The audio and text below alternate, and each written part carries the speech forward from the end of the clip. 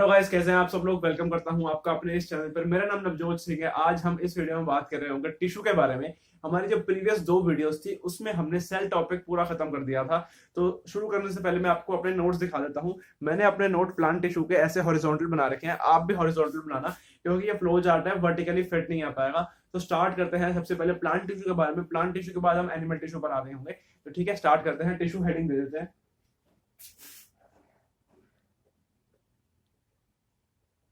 तो तो सबसे पहला जो क्वेश्चन बच्चे के मन में अराइज होता है वो होता है कि टिश्यू एक्चुअली होता क्या है।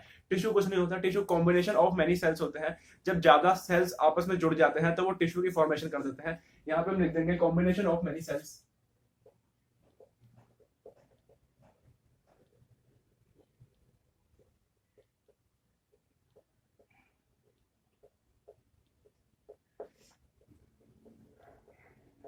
तो हम जो स्टार्ट कर रहे होंगे वो हम स्टार्ट कर रहे होंगे प्लांट टिश्यू से। ठीक है, तो प्लांट टिश्यू डिवाइड होते हैं दो पार्ट में, मेरिस्टेमेटिक और परमानेंट में। तो हम लिख देते हैं यहाँ पे प्लांट टिश्यू हेडिंग दे देते हैं प्लांट टिश्यू।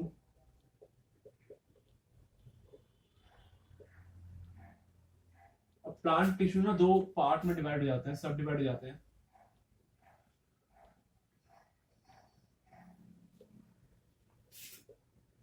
मेरिस्टेमेटिक मेरिस्टेमेटिक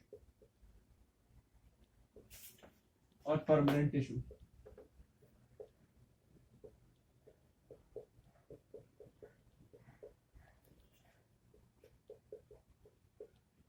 ये जो डिवाइड होते हैं ये डिवाइड होते हैं डिवीजन के बेसिस पे। मतलब कि ये डिवाइड है on the basis of division. On the basis of division. अब मेरिस्टेमेटिक और परमानेंट फर्दर डिवाइड होते हैं। अब ये फर्दर डिवाइड होते हैं on the basis of structure, function and location. इसको ऐसे कर लो, इसके ऐसे पॉइंट्स बना लेना। ऑन द बेसिस ऑफ, दिख रहा है ना जैसे, on the basis of structure, function and location.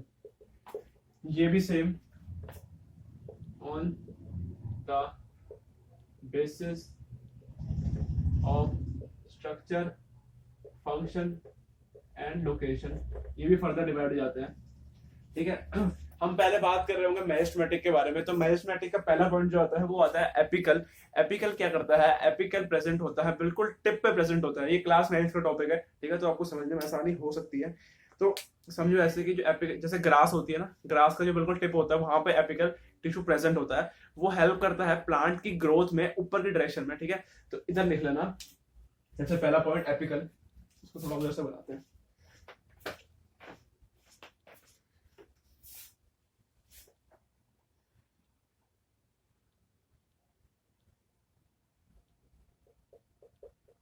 Apical, APICAL, present on the tip.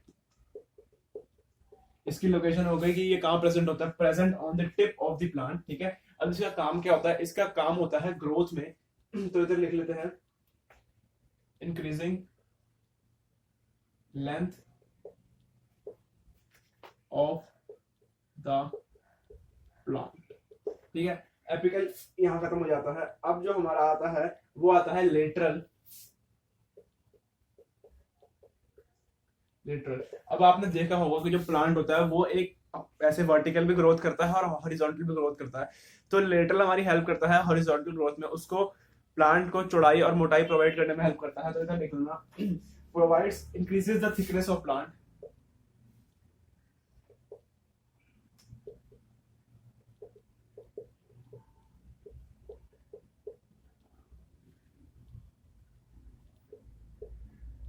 अब ये प्लांट की थिकनेस इंक्रीज करता है, तो इससे इसकी जो लोकेशन होती है वो भी डिफाइन कर देते हैं कि वो साइड में प्रेजेंट होता है। ठीक है, तो ये भी लिख लेना आप, present on this side,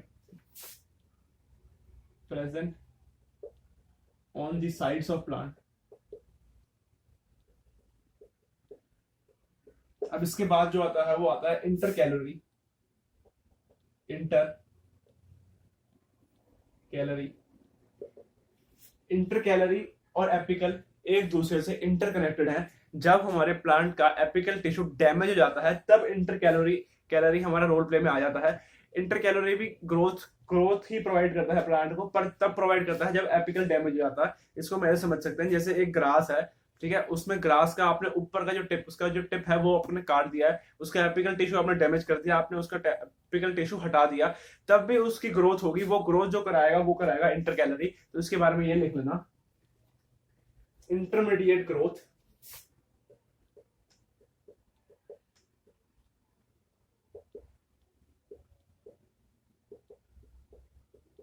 intermediate growth present at node, node मतलब top tip, present at node, और एक लास्ट है इफ, ब्रैकेट में लिख लेना, ये इंपॉर्टेंट है, इफ एपिकल डैमेज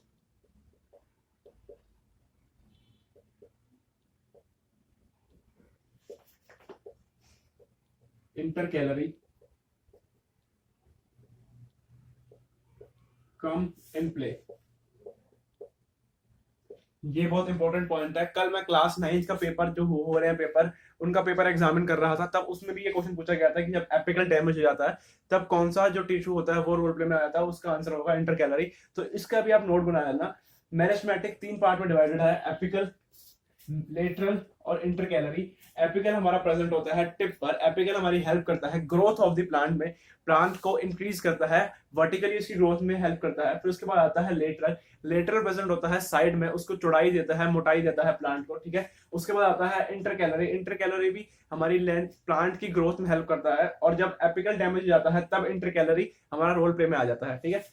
ये इतने ही है, एपिकल, लेटरल और इंटर कैलोरी। इसके आप नोट बना लो, शायद आपको साफ दिख रहा होगा इधर, है ना। थोड़ा सा नीचे कर देता हूँ, अब सही है, ठीक है। अब हमारा जो आ जाता है, हम आते हैं वो परमानेंट टिश्यू पर।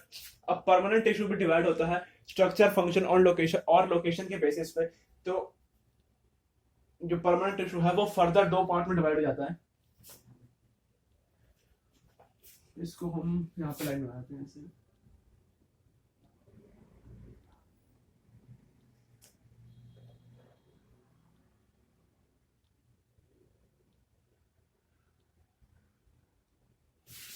अब जो हमारा परमानेंट टिश्यू होता है वो फर्दर 2 पार्ट में डिवाइड हो जाता है, सिंपल और कॉम्प्लेक्स। डिवाइड हो रहा है on the basis of structure, function and location. Divide हो रहा है 2 पार्ट में, सिंपल टिश्यू और कॉम्प्लेक्स टिश्यू में। अब हम पहले करते हैं सिंपल पे। तो सिंपल पे हम आते हैं, ठीक है। तो सिंपल में सबसे पहले आता है, वो आता है पैरेन्काइमा।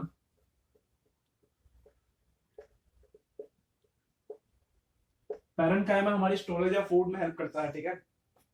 पैरेन्काइमा में फर्दर 2 पार्ट में डिवाइड होता है। पैरेन्काइमा समझने से पहले अगर आप 11th-12th के स्टूडेंट है ना, तो आपको शायद ये ज्यादा समझ, 11th-12th साइंस का स्टूडेंट है तो आपको समझ आएगा कि वॉइड क्या होता है। तो जो बच्चे नहीं है साइंस के स्टूडेंट, उनको मैं समझाता हूँ वॉइड क्या होते हैं। ये देखो भाई, ये सर्कल दिख रहा है, नहीं दिख रहा ऊपर, यहाँ बनाओ। तो ये देखना भाई, समझना इस वर्ड क्या होते हैं।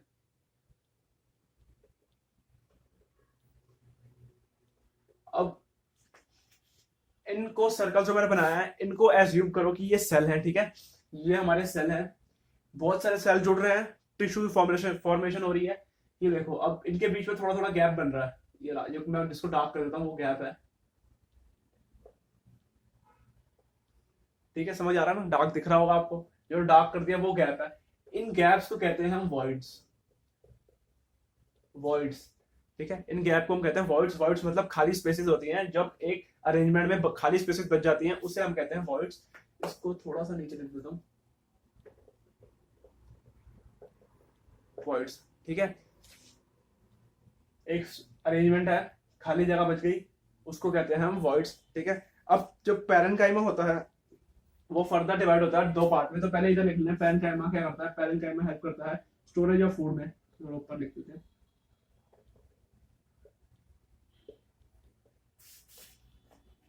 बहुत छोटा हो गया।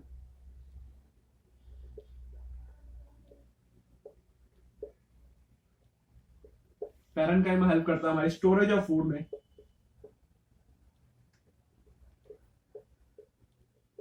पैरेन्काइमा फर्दर डिवाइड हो जाता है दो पार्ट में, एरेन्काइमा और क्लोरेन्काइमा।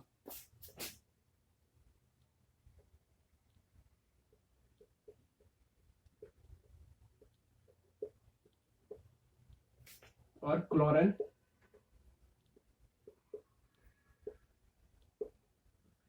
जिन मेरे भाइयों ने प्रीवियस वीडियो देखी होगी उन्हें क्लोरेन्काइमा से पता लग गया होगा क्लोरेन्काइमा क्या करता है। ठीक है, तो क्लोरेन्काइमा और एरेन्काइमा, एरेन्काइमा अपना नाम ही उसको डिफाइन कर रहा है कि एरेन्काइमा क्या करता होगा। एरेन्काइमा ने जो वॉइड्स होती है ना, वॉइड्स, इनमें हवा भर देता है, एम्प्टी स्पेसेस में हवा भर देता है, और जिस जगह में हवा होगी वो पानी पे फ्लोट करेगी। तो ये एरेन्काइमा जो टिश्यू होता है वो एक प्लांट को बॉयंसी प्रोवाइड करने में हेल्प करता है। तो यहाँ लिख लेना voids get filled with air, aerenchyma लिख लेना voids with air provides buoyancy, buoyancy क्या होती है, buoyancy upward thrust force होती है। जब कभी आप नहा रहे होगे, आपने, मेरे को पता है सबने सब करते हैं, जब हम नहा रहे होते हैं, आप जो जगह होती है जिससे नहाते हैं उसको हम बाल्टी में ऐसे डुबो देते हैं। ठीक है, तो एक थ्रस्ट के साथ ऊपर आता है, ठीक है, उसको भी हम buoyancy कहते हैं। पानी पे फ्लोट कर रहा है उसे भी हम buoyancy के टाइप में कर लेंगे। ठीक है, तो आप इसको याद रखना कि प्रोवाइड्स buoyancy प्रोवाइड करता है। एक लीफ को, अगर आप लीफ को डालते हो तो वो तैरने लग जाती है, इससे याद रखना कि बुओयंसी प्रोवाइड कर रहा हो। उसके बाद हम आते हैं क्लोरेन्काइमा पे। क्लोरेन्काइमा क्या करता है, क्लोरेन्काइमा एक्सेस फूड बनाने में हेल्प करता है प्लांट को। प्लांट जैसे कि एक्सेस फूड बना सके और अपने स्टॉक में, रिजर्वायर्स में उसको स्टोर कर सके। क्लोरेन्काइमा हेल्प करता है manufacturing of excess food, manufacture of excess food. वो मैंने नोटिफिकेशन ऑफ नहीं करी थी तो मैंने आप ऑफ कर दी। ठीक है, अगर आप आवाज नहीं आएगी किसी चीज की भी, तो यहाँ पे मैंने बता दिया कि aerenchyma voids with air provides buoyancy, chlorenchyma manufacture excess food. Chlorenchyma में क्या होता है, वॉइड्स जो होते हैं वो फिल हो जाते हैं क्लोरोप्लास्ट से, क्लोरोप्लास्ट से वॉइड्स फिल हो जाते हैं। जो ये खाली जगह है इनमें जो है ना खाली जगह, इसमें क्लोरोप्लास्ट हो जाता है। इसको ब्रैकेट में देते हैं, वॉइड्स विद क्लोरोप्लास्ट। ठीक है, इतना हो गया। अब मैं इसको मिटा रहा हूँ, पैरेन्काइमा वाले पार्ट को मिटा रहा हूँ क्योंकि मेरे को जगह नहीं दिख रही इधर प्रॉपर। ठीक है, पैरेन्काइमा वाले पार्ट को मिटा रहा हूँ, आप इसका नोट बना लो। अब पैरेन्काइमा के बाद हमारा सिंपल में जो आता है वो आता है स्क्लेरेन्काइमा। आपको पता होगा कि एक जो प्लांट होता है उसमें डेड सेल्स होते हैं, डेड सेल्स उसको रिजिडिटी प्रोवाइड करने में हेल्प करते हैं, क्योंकि जो मरा हुआ इंसान होता है वो अकड़ जाता है। तो इससे याद रखना कि डेड सेल्स जो होते हैं, डेड सेल्स स्क्लेरेन्काइमा उसको रिजिडिटी प्रोवाइड करने में हेल्प करता है। ठीक है, तो और वैसे भी जो हमारे रॉबर्ट हुक सर थे, उन्होंने भी हमारी सेल डिस्कवरी डेड सेल पे करी थी। डेड सेल पे बार्क ऑफ द ट्री होता है ना, जो तना होता है पेड़ का, उस पर उसके सेल पर डिस्कवरी करी थी क्योंकि वो डेड सेल था, स्क्लेरेन्काइमा का था। तो अब हम देखते हैं स्क्लेरेन्काइमा के बारे में। यहाँ पे लिख लेते हैं स्क्लेरेन्काइमा, SCHALERCHIMA,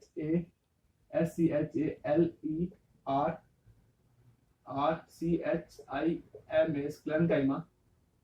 स्क्लेरेन्काइमा इधर लिख लेना फाइबर्स, फिर लिख लेना डेड सेल्स, रिजिडिटी प्रोवाइड करते हैं, provides rigidity.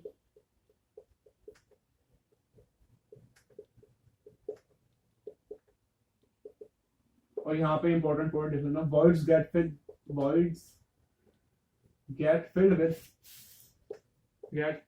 filled with salt, lignin।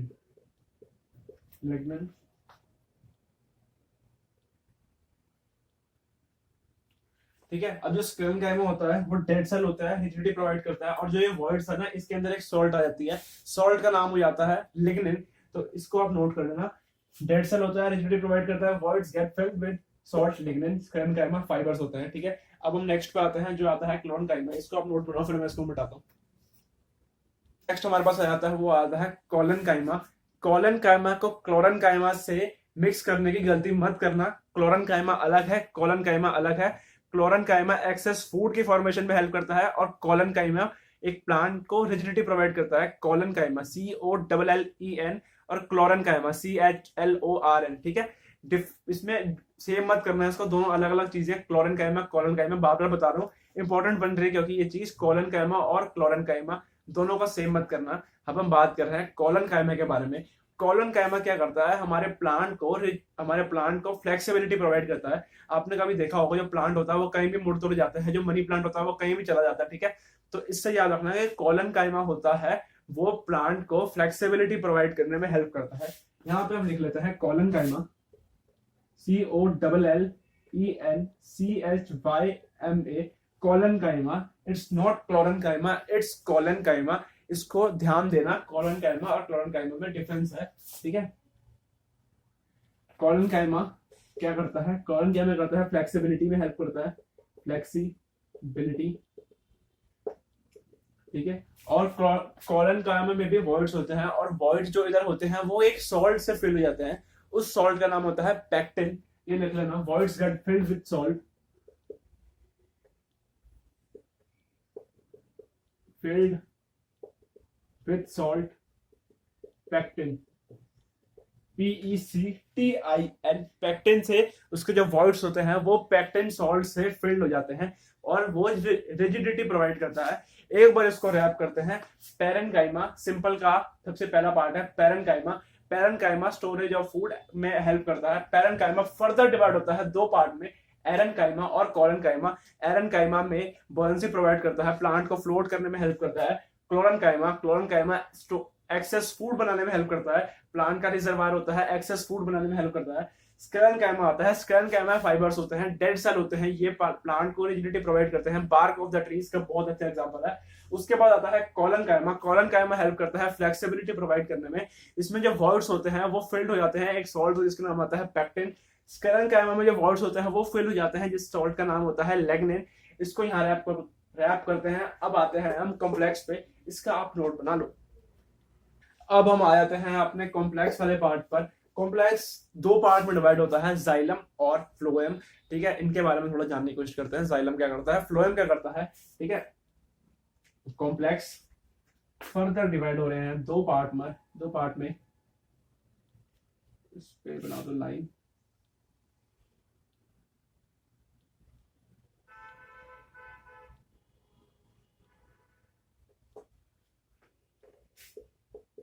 Xylem, phloem,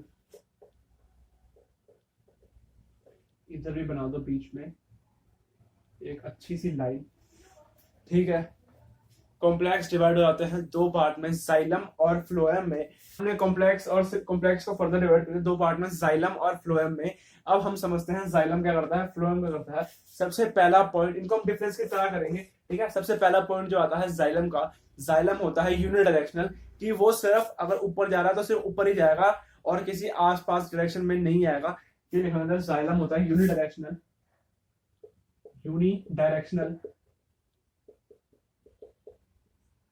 फिर जब वो फ्लोएम आ जाता है वो होता है मल्टी डायरेक्शनल।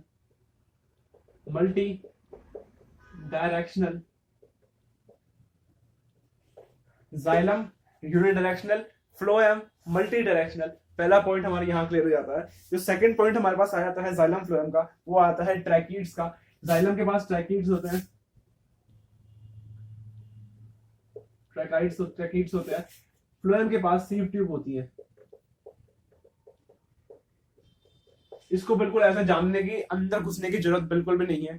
पॉइंट लिख रहे हैं, पॉइंट को याद करो। आपको डॉक्टर नहीं बनना है, आपको सेल साइंटिस्ट नहीं बनना है। आप बस ट्रैकीड्स याद कर लो, सीव ट्यूब याद कर लो कि किस में कौन सी चीज होती है, कौन सी चीज नहीं होती। बाकी ज्यादा स्टडी करने की जरूरत नहीं है, पेपर में इतना डीप नहीं पूछा जाता, ठीक है। पहला पॉइंट हो गया हमारा जाइलम में कि इसमें ट्रैकीड्स होती है, फ्लोएम में सीव ट्यूब्स होती हैं। उसके बाद जो हमारा पॉइंट आ जाता है वो आ जाता है जाइलम पैरेनकाइमा पे। जाइलम पैरेनकाइमा, सेकंड पॉइंट है जाइलम पैरेनकाइमा। फिर इसमें आ जाता है कंपेनियन, इसमें आ जाता है फ्लोएम पैरेनकाइमा, फ्लोएम पैरेनकाइमा नहीं, फ्लोएम स्क्लेरेनकाइमा,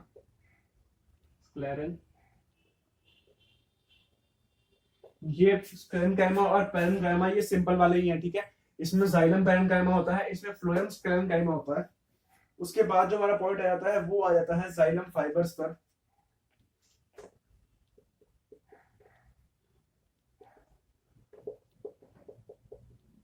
जाइलम फाइबर्स पर उसके बाद जाइलम का एक और पॉइंट आ जाता है जो आ जाता है हमारा वेसल्स, इसके बाद वेसल्स होते हैं। उसके बाद जो हमारा पॉइंट आ जाता है वो आ जाता है इसका काम क्या होता है। ये काम करता है, ये वाटर को कंडक्ट करता है, conduction of water and minerals, conduction of water and minerals. ठीक है, जाइलम हमारा यहाँ खत्म होता है। अब आते हैं फ्लोएम पे। फ्लोएम पे दो पॉइंट हो गए हमारे, सीव ट्यूब्स होती है इसमें और फ्लोएम स्क्लेरेनकाइमा होता है। उसके बाद जो हमारा पॉइंट आता है वो आता है कंपेनियन सेल्स का। इसमें कंपेनियन सेल्स होते हैं, कंपेनियन। अगला पॉइंट जो हमारा इस पे बनता है वो आ जाता है इसमें फ्लोएम फाइबर के बारे में।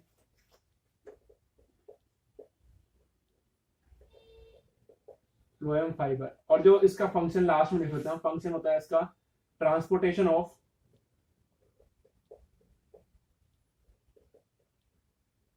फूड। ठीक है, ट्रांसपोर्टेशन ऑफ फूड में हेल्प करता है फ्लोएम, और transportation of water and other minerals में हेल्प करता है हमारा जाइलम। ठीक है, इसको रैप करते हैं, समझते हैं वापस। जाइलम कॉम्प्लेक्स हमारा डिवाइड है फर्दर दो कैटेगरीज में, जाइलम और फ्लोएम में। जाइलम हमारा यूनि डायरेक्शनल होता है और कॉम्प्लेक्स, और फ्लोएम हमारा मल्टी डायरेक्शनल होता है। जाइलम में tracheid, xylem parenchyma, xylem fibres, vessels होते हैं। जाइलम का काम होता है कि वो वाटर और मिनरल्स की कंडक्शन हेल्प करता है। फिर फ्लोएम आता है, फ्लोएम में सीव ट्यूब्स होती है, फ्लोएम पैरेन्काइमा होता है, कंपेनियन सेल्स होते हैं, फ्लोएम फाइबर होता है, और वो ट्रांसपोर्टेशन ऑफ फूड में हेल्प करता है। ठीक है, इसका आप नोट्स बनाओ। फिर हम चलते हैं, यहाँ पे हमारा प्लांट टिश्यू का जो डायग्राम था, वो फ्लो चार्ट था, वो खत्म होता है। अब हम आते हैं एनिमल टिश्यूज पे। इसका आप नोट बनाओ, फिर हम मूव करते हैं एनिमल टिश्यू पे।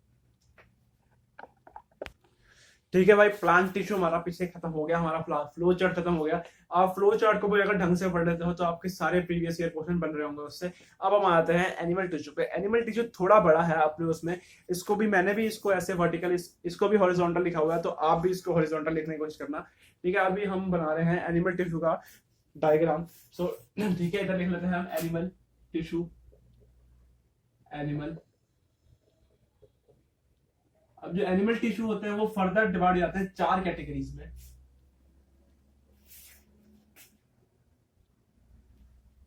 ठीक है, सबसे पहले जो हमारा आता है वो आता है हमारे एपिथेलियल टिश्यूज। एपिथेलियल,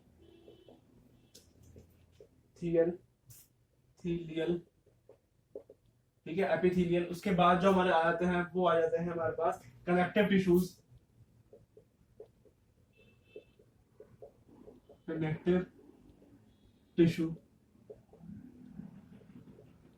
उसके बाद जो हमारे पास आ जाते हैं वो आ जाते हैं मस्कुलर टिश्यू। मस्कुलर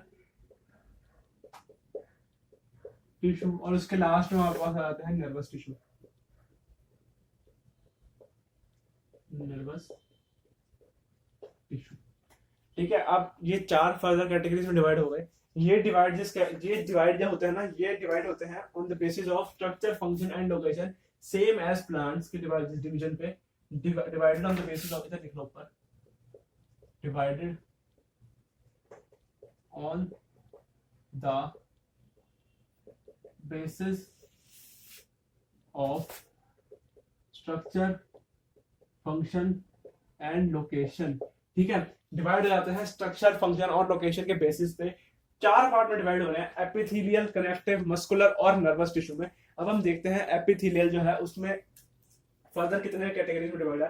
एपिथेलियल में फर्दर चार कैटेगरीज में डिवाइडेड है। एपिथेलियल फर्दर डिवाइडेड है चार कैटेगरीज में, स्क्वेमर, स्क्वेमस, स्क्वेमस, उसके बाद क्यूबॉइडल, बॉइडल, क्यूबॉइडल, उसके बाद कॉल्यूमिनर, और उसके बाद ग्लैंड्यूलर।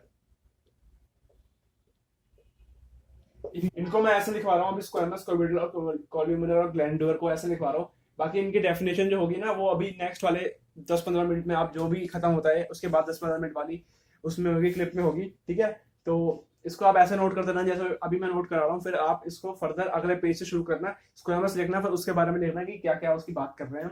फिर कनेक्टिव टिश्यू होता है, वो डिवाइड हो जाता है तीन पार्ट में, लूज, डेंस और स्पेशलाइज्ड।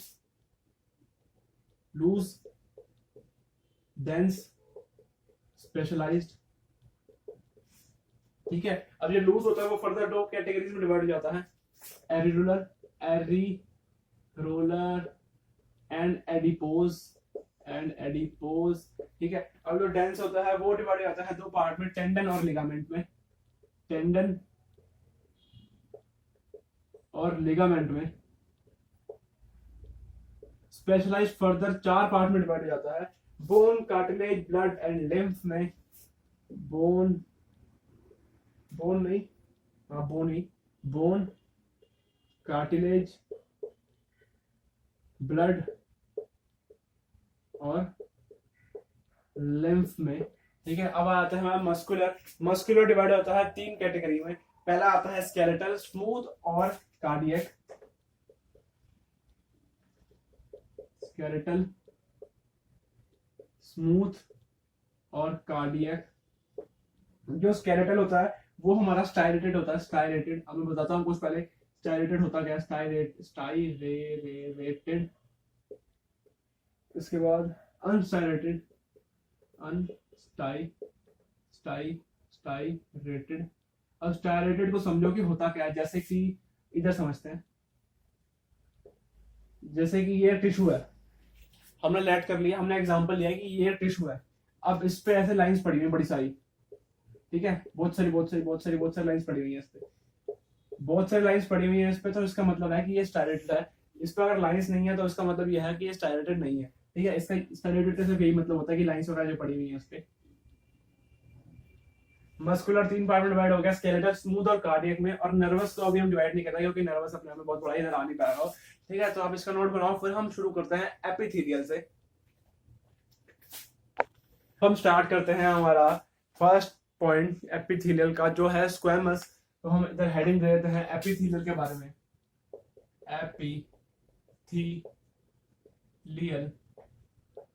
एपिथेलियल का फर्स्ट पॉइंट स्क्वेमस। स्क्वेमस अपने नाम में ही जस्टिफाई कर देता है कि उसका काम, स्क्वेमस सरफेस एरिया प्रोवाइड करता है किसी भी ऑर्गन को, सरफेस एरिया। स्क्वेमस प्रेजेंट का होता है, स्क्वेमस टिश्यू प्रेजेंट होता है, present on the lining of, present on the lining of epiglottis, alveoli and bronchi, ठीक है। इसमें कुछ समझाने वाला है नहीं, स्टैटिक पार्ट है, इसको आपको याद ही करना पड़ेगा। एपिथेलियल कहाँ प्रेजेंट होता है, एपिथेलियल के फर्स्ट पार्ट है स्क्वेमस। स्क्वेमस टिश्यू कहाँ प्रेजेंट होता है, स्क्वेमस प्रेजेंट होता है एपिग्लोटिस, एल्वियोली और ब्रोंकाई में। हेल्प क्या करता है, वो सरफेस एरिया प्रोवाइड करता है, ठीक है। अब इसके बाद आता है हमारा क्यूबॉइडल। क्यूबॉइडल हमारी हेल्प करता है कंडक्शन में, ठीक है। क्यूबॉइडल नाम जस्टिफाई वापस कर रहा है इसका, क्यूबॉइडल हेल्प कर रहा है कंडक्शन में। प्रेजेंट का होता है, प्रेजेंट इन ओवरी और टेस्टिस में ये प्रेजेंट होते हैं, कंडक्शन में हेल्प करते हैं। ओवरी और टेस्टिस में प्रेजेंट होते हैं ये, ओवरी, टेस्टिस और किडनी में ये प्रेजेंट होता है, किडनी,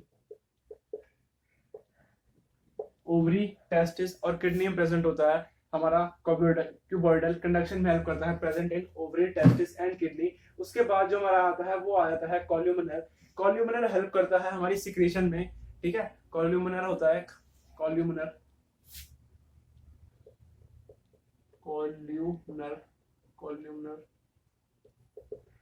हेल्प करता है सिक्रेशन में। और प्रेजेंट कहाँ पे होता है, ये होता है प्रेजेंट इन स्मॉल इंटेस्टाइन,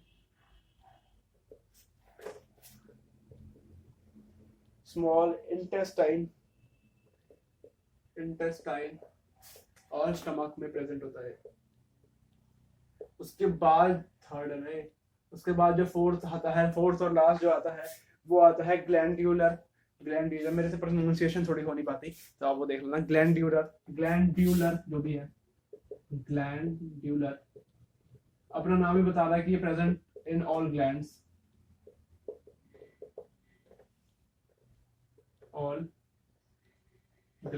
ठीक है। चार खत्म हो गया एपिथेलियल के, रैप अप करते हैं इसको। स्क्वेमस आता है, स्क्वेमस सरफेस एरिया प्रोवाइड करता है, प्रेजेंट होता है लाइनिंग ऑफ एपिग्लॉटिस, एल्वियोली और ब्रोंकाई में। क्यूबॉइडल कंडक्शन करता है, प्रेजेंट इन ओवरी, टेस्टिस और किडनी में। कॉल्यूमिनल सेक्रेशन में हेल्प करता है, प्रेजेंट इन स्मॉल इंटेस्टाइन और स्टमक में। Glandular, present in all glands. ठीक है, एपिसिलन हमारा यहाँ खत्म होता है। अब हम आते हैं हमारे नेक्स्ट वाले पे।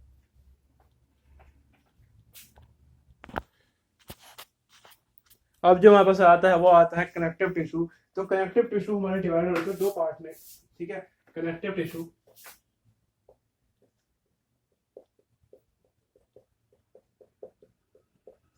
फर्स्ट पार्ट जो इसका आता है वो आता है लूज। लूज में एरी, रोलर और एडिपोज। ठीक है, अब एरी रोलर के फंक्शन लिखते हैं। एरी रोलर हमारा हेल्प करता है provide design, provide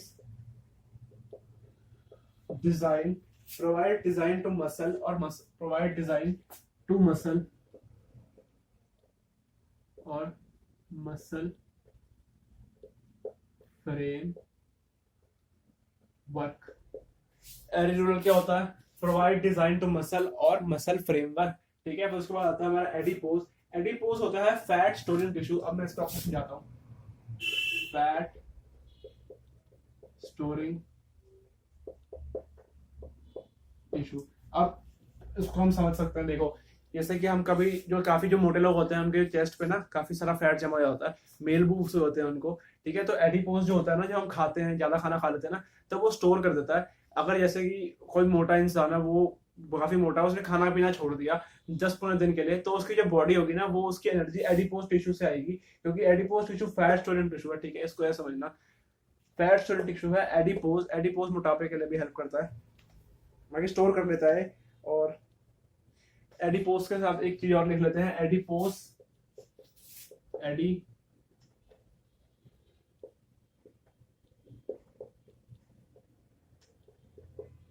adipocyte, fat storing cell. Adipocyte क्या होते हैं? एडिपोसाइट होते हैं फैट स्टोरिंग सेल्स। उसके बाद हम आते हैं डेंस पे।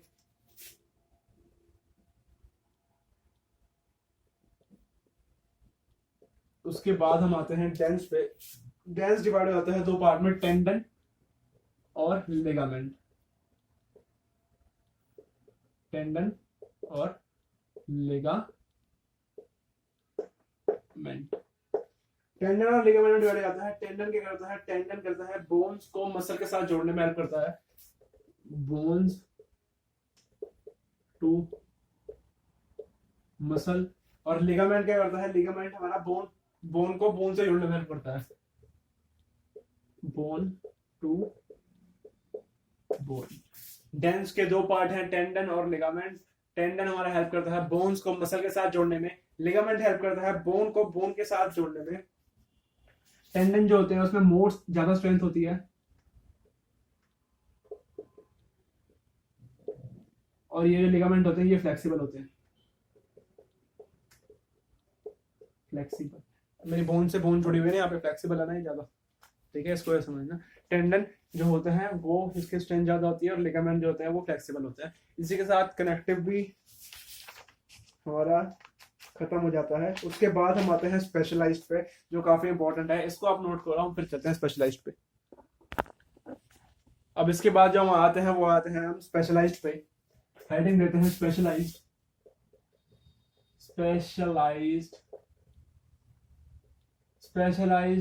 ओके। स्पेशलाइज्ड फर्दर डिवाइड हो जाते हैं 4 पार्ट में, बोन, कार्टिलेज, लिम्फ और ब्लड में। बोन, कार्टिलेज, लिम्फ और ब्लड। ठीक है, अब सबसे पहले हम आ जाते हैं बोन्स पे। बोन क्या करता है? बोन हमारी बॉडी को एक फ्रेमवर्क प्रोवाइड करता है, फ्रेमवर्क प्रोवाइड करता है बॉडी को। Structural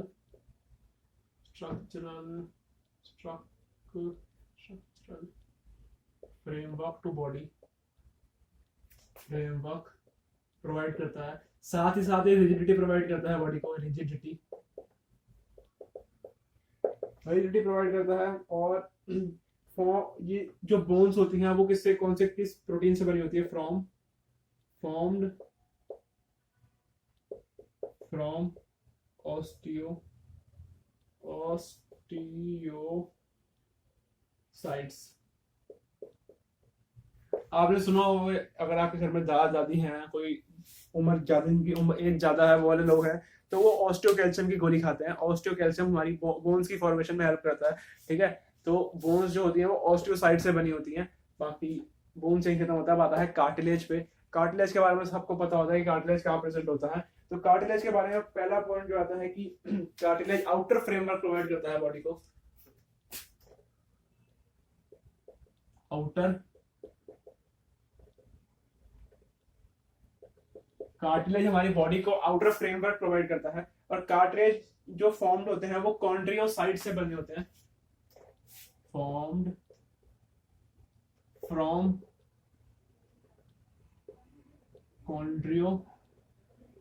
chondrocytes.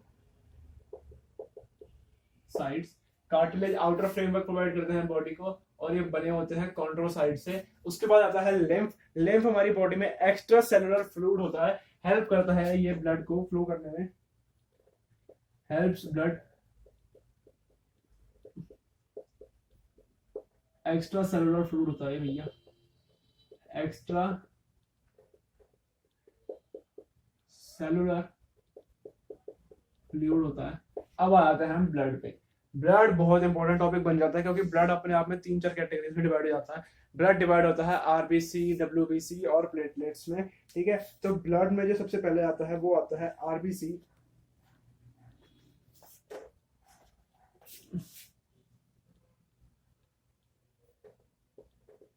आरबीसी यानी कि रॉयल चैलेंजर बैंगलोर, आरसीबी होता है वो। आरबीसी यानी कि रेड ब्लड सेल, ठीक है। आरबीसी यानी कि red blood cells. Red blood cell जो हमारे बने होते हैं, रेड ब्लड सेल बने होते हैं अर्थोसाइट से।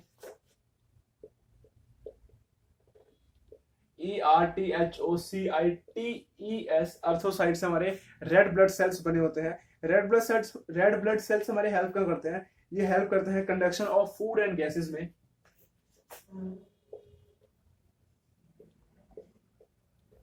ऑफ फूड एंड गैसेस में जो हमारी ऑक्सीजन होती है वो बाइंड हो जाती है हीमोग्लोबिन से।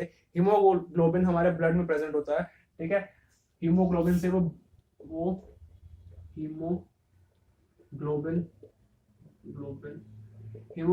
हीमोग्लोबिन से हमारा जो ऑक्सीजन होती है वो बाइंड हो जाती है और पूरे बॉडी में सर्कुलेट हो जाती है। आपने सुना होगा कि काफी लोग अंगीठी घर के अंदर अंगीठी जलाकर सोते हैं कमरे के अंदर, और फिर सुबह देखते हैं कि उनकी डेथ हो जाती है। तो जो अंगीठी होती है वो कार्बन मोनोऑक्साइड रिलीज करती है। कार्बन मोनोऑक्साइड जो होती है ना, वो हीमोग्लोबिन से ज्यादा सोल्यूबल होती है, हीमोग्लोबिन वो ज्यादा अच्छे से घुल जाती है, तो वो ब्लड को जहरीला बना देती है, इसलिए डेथ हो जाती है, ठीक है।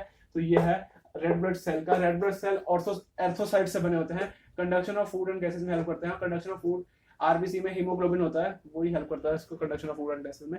उसके बाद जो हमारा पॉइंट आता है वो आता है WBC.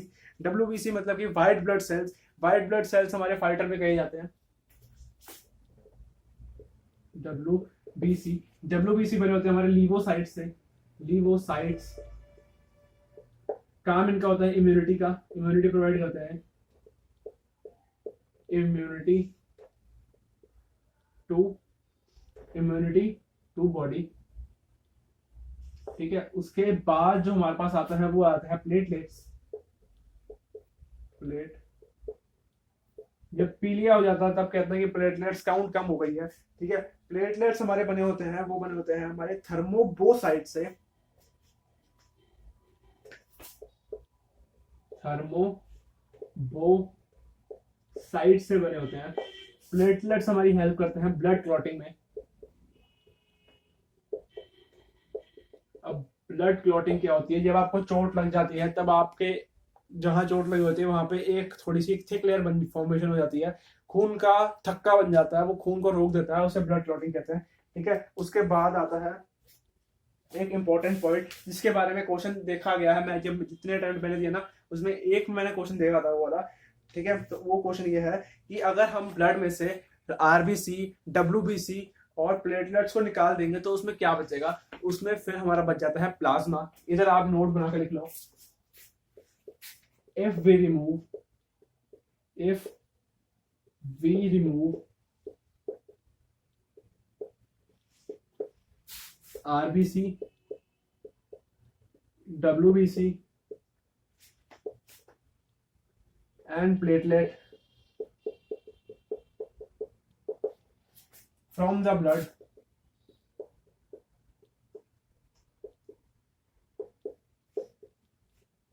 we left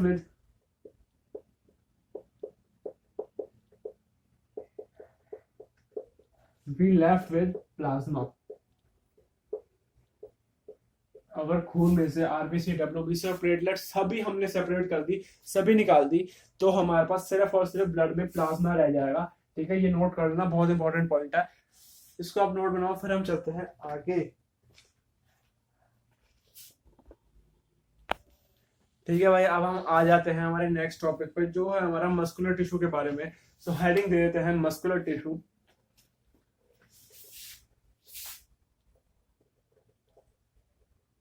muscular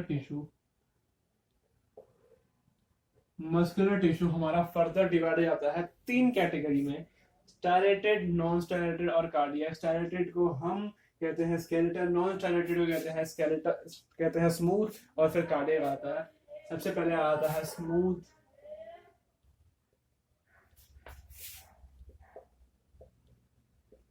skeletal और cardiac.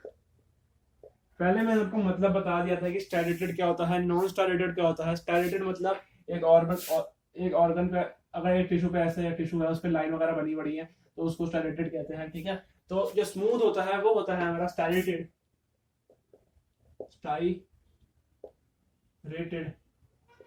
Skeletal non striated. Cardiac heavy स्टायलेटेड।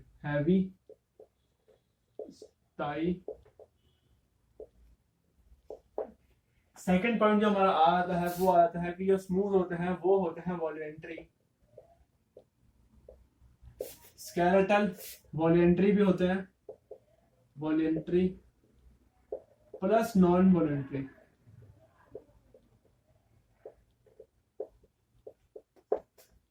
Cardiac non voluntary. अब हम समझते हैं वॉलेंट्री और नॉन वॉलेंट्री का मतलब क्या है। मैं अपना हाथ ऐसे ऐसे ऐसे ऐसे हिला पा रहा हूँ, मेरा हाथ हिल रहा है, मेरे अपने दिमाग को सिग्नल दे रहा हूँ, वो मेरे हाथ को सिग्नल दे रहा है कि मेरे हाथ को हिलाना है और मेरे हाथ हिल रहा है। ठीक है, अब मेरे जो हार्ट बीट हो रही है, मेरा हार्ट बीट कर रहा है, उसके लिए मेरे दिमाग कोई सिग्नल नहीं दे रहा, वो एक नॉन वॉलेंट्री एक्शन है। अगर मैं सो भी रहा हूँ तब भी मेरा हार्ट बीट चल रही है, ठीक है, वो एक नॉन वॉलेंट्री है। और वॉलेंट्री मतलब कि जिसकी कमांड मैं अपने दिमाग से दे रहा हूँ वो उसको कहते हैं वॉलेंट्री। उसके बाद जो हमारा पॉइंट आ जाता है वो ये आता है, इजीली गेट फैटीग।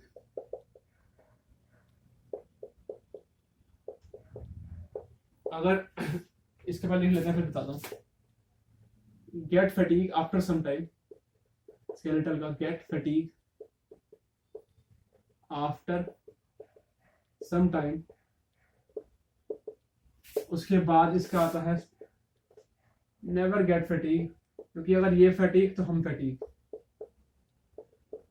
ठीक है, अब फैटीग का मतलब क्या होता है, जब हम बाइसेप कोई जिम वगैरह गए हो कभी या फिर रनिंग वगैरह करने गए हो, तो जैसे कि आप बाइसेप कर रहे हो या फिर रनिंग कर रहे हो ना, तो जैसे बाइसेप कर मार रहे हो अगर आप, तो थोड़ी देर बाद आपकी बाइसेप में ना पेन होना शुरू हो जाएगा और फैटीग होना शुरू हो जाएगा, एनारोबिक रेस्पिरेशन होना जाएगी, लैक्टिक एसिड की फॉर्मेशन होगी, मैंने बताया था आपको। ठीक है, तो जो स्मूथ होते हैं वो इजीली फैटीग हो जाते हैं। ठीक है, स्केलेटल होते हैं वो थोड़े टाइम बाद, थोड़ी मेहनत करने के बाद वो फैटीग होना शुरू हो जाते हैं। और जो कार्डियक होता है, दिल की होती हैं जो मस्ल टिश्यूज, वो कभी फैटीग नहीं होती। अगर वो फैटीग हो जाती हैं तो वो हमें फैटीग कर सकती है, मतलब हमारा काम तमाम हो जाएगा अगर वो फैटीग हो जाएगी। ठीक है, अगर वो थक के रुक गई तो हम खत्म हो जाएंगे। तो ये cardiac, never get fatigue, skeletal, smooth. और वो स्केलेटल का एक और पॉइंट लिख लेते हैं, ये होता है multi nuclear. Multi nuclear in the sense दो न्यूक्लियस आ गए इन पे। ठीक है, ये हो गया मल्टी न्यूक्लियर। इसका डायग्राम बना देना ऐसे, कुछ भी कोई भी स्ट्रक्चर बनाओ। ठीक है, स्ट्राइलेटेड है ना ये, तो इसमें ऐसे लाइन बना, थोड़ी थोड़ी लाइन बनाता है इस पे। नॉन स्ट्राइलेटेड कोई लाइन नहीं, कार्डियक हैवी लाइंस, हैवी स्ट्राइलेटेड है ना ये, बहुत सारी लाइन बनाता है इस पे। ठीक है, इसी के साथ मस्कुलर टिश्यू खत्म होता है। अब हमारे पास आ जाता है, वो आता है नर्वस टिश्यू पे।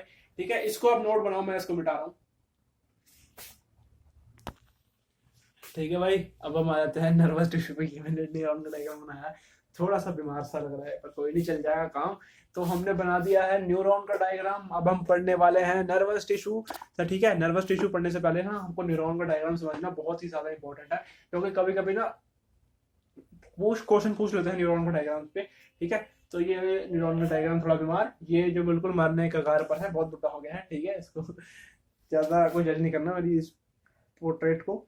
बाकी हम शुरू करते हैं न्यूरॉन के बारे में। तो मैंने आपको क्लास में बता दिया था, फर्स्ट क्लास में बता दिया था मैंने आपको कि न्यूरॉन क्या होता है। न्यूरॉन हमारा लॉन्गेस्ट सेल होता है।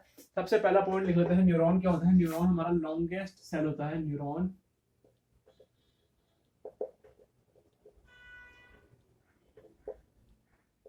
न्यूरॉन हमारा हो जाता है लॉन्गेस्ट सेल हो जाता है। ठीक है, उसके बाद जो हमारा पॉइंट आता है वो आता है, ये जो न्यूरॉन है वो न्यूरॉन एक मीडियम में ना ट्रेवल करते हैं, एक मीडियम में होते हैं। तो ये न्यूरॉन के दो न्यूरॉन के बीच में जो डिफरेंस होता है ना, उसे कहते हैं साइनैप्स कहते हैं उसे। तो इधर लिख लेते हैं साइनैप्स, इधर लिख लेते हैं फ्लूइड इन साइनैप्स। तो साइनैप्स में एक फ्लूइड होता है, फ्लूइड इन साइनैप्स, साइनैप्स उसे कहते हैं साइनैप्टिक फ्लूइड, साइनैप्टिक। ठीक है, साइनैप्स जो दो इस मीडियम में है, ये मीडियम साइनैप्स बता रखा है मैंने इधर। तो जिस मीडियम में है उस मीडियम में जो फ्लूइड होता है उसे कहते हैं हम साइनैप्टिक फ्लूइड कहते हैं उसे हम। ठीक है, तो ये दो ही पॉइंट है न्यूरॉन के बारे में। न्यूरॉन लॉन्गेस्ट सेल होता है, फ्लूइड इन साइनैप्स को साइनैप्टिक फ्लूइड कहते हैं। और जो न्यूरॉन होता है और जो सिनेप्टिक फ्लूइड होता है वो न्यूरोट्रांसमीटर केमिकल होता है। इधर लिख लेना आप ब्रैकेट में, neurotransmitter, trans chemical. Synaptic fluid जो होता है वो न्यूरोट्रांसमीटर केमिकल होता है। ठीक है, अब हम समझते हैं न्यूरॉन के बारे में कि न्यूरॉन हमको क्या बता रहा है, इसका डायग्राम क्या है। सबसे पहले जो हमारा हमको दिखने में आता है वो आता है इसकी, ये स्ट्रक्चर आता है इसका, ये वाला। इस स्ट्रक्चर को हम सेल बॉडी भी कहते हैं और साइटोन भी कहते हैं। उसके बाद जो ये काला डार्क डार्क पोर्शन है उसे हम न्यूक्लियस कहते हैं। न्यूक्लियस हमारा सीपीयू है इसका सबका।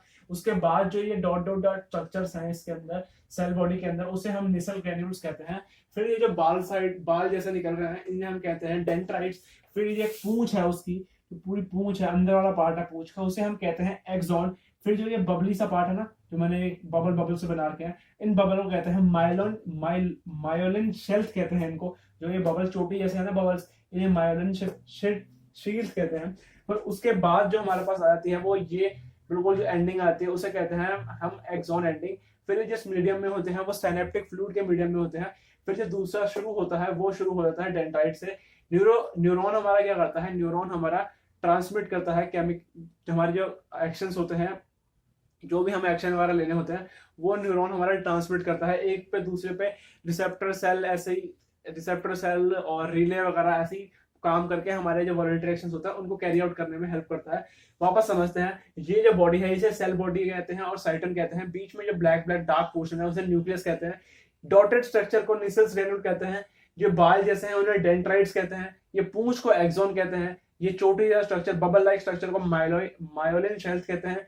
जो न्यूरॉन खत्म होता है उसे एंडिंग को एक्सॉन एंडिंग कहते हैं। फिर उसके बाद जिस फ्लूइड में होते हैं उसे साइनेप्टिक फ्लूइड कहते हैं। साइनेप्टिक फ्लूइड एक न्यूरोट्रांसमीटर केमिकल होता है। और फिर जो एक नया न्यूरॉन शुरू होता है जो कनेक्शन इधर से इधर ट्रांसमिट करता है वो शुरू होता है डेंड्राइट से। तो इसी तो ठीक है भाइयों, यहाँ पर हमारा टिश्यू टॉपिक पूरा खत्म हो जाता है। अब हमारे हाथ में दो टॉपिक आ जाते हैं, सेल और टिश्यू। आप अब टिश्यू के एक बार प्रीवियस ईयर क्वेश्चन लगाने की कोशिश करना, ज्यादा क्वेश्चन आपके बन रहे होंगे।